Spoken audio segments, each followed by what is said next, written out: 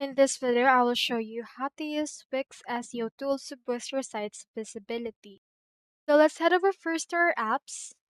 And then under your apps, you just need to head over to the app market and then install the Wix SEO. You can head over and then just search for it right here. Click onto the search bar, search in here for Wix SEO, and you should be able to find it right there.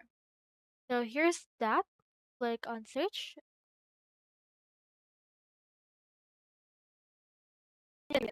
Be integrated in here into your online programs or your site and mobile app. Here's the website and SEO, and here's the Wix SEO itself. So from in there, you can just head over and find it right here. So here's the SEO assistance, and as you can see, it provided us with issues. You can just click on this view task option in order to see what those issues are looking for. Do take note that you need to upgrade for a better plan in order to utilize this SEO tool first. So head over and click onto this upgrade option, and it will direct you to this new page, wherein it will prompt you to upgrade to a plan of Wix itself. So just wait for this in order to show you the plan, and then select the plan that you would like.